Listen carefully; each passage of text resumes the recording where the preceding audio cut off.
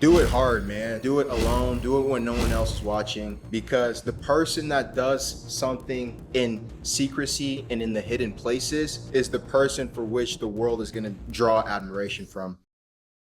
I just kind of showed you that time to kind of show you guys, man, sometimes in this life, you're going to be very alone, man. I'm talking about you're going to be somewhere like this, like a gym at 2 a.m. at night, to where no one else is here telling you or holding you accountable, to do the right thing, which is work out, increase your fitness level, increase your aesthetic. You have to do that for yourself, man, because at the end of the day, no one is gonna hold you accountable and no one's gonna care more about your progression than you will, because pretty much what you do in the hidden places is what allows you to go out into the world and show, the world that, hey, I've done all this hard work and this progress to get myself to this level of which you're seeing me at a higher echelon than what I used to be in my former.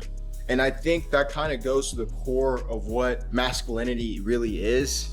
It's not performative, but it's more so just kind of doing what needs to be done, even though you might not want it or you might not feel like getting it done. Bible verses for which I want you guys to kind of take this into your week, for which I think really stands for us men and as far as masculinity.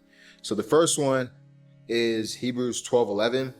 With no discipline seems pleasant at the time, but painful later on, however, produces a harvest for righteousness and peace for those who have been trained by it. I love Hebrews 12:11 so much. This one just says, typically discipline in the present moment doesn't seem pleasant, right? It's usually painful. It comes with typically doing things that you don't want to be doing in that present moment. And so the second part of that says that it produces a harvest of righteousness and peace for those who have been trained by it.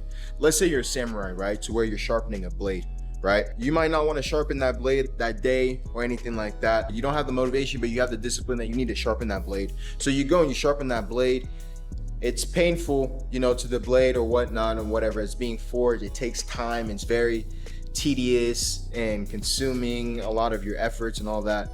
But later on, what happens? That piece of material is a lot stronger now. So now you have a sword that can do a lot more than it could have before, because it was dull, and now it's sharp to where now it can cut pretty much anything. It takes a lot of time, it takes a lot of effort, it takes a lot of energy to craft it into being something strong, but you did it anyways. You sharpened it. The second thing that I want you guys to take home this week is essentially Ephesians 2:8, for which says, for it is grace for which you have been saved through faith.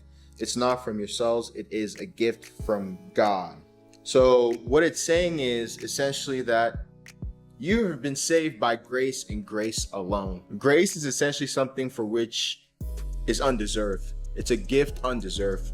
Someone being gracious to you or giving you grace is something that's undeserved, that they don't have to do it. So what it is saying is you have been saved not by your own works, not by anything you have done, or not by anything you will do. Ephesians 2:8 is the second verse that's coming at y'all. So I'm just speaking to the guy on the other side of the screen.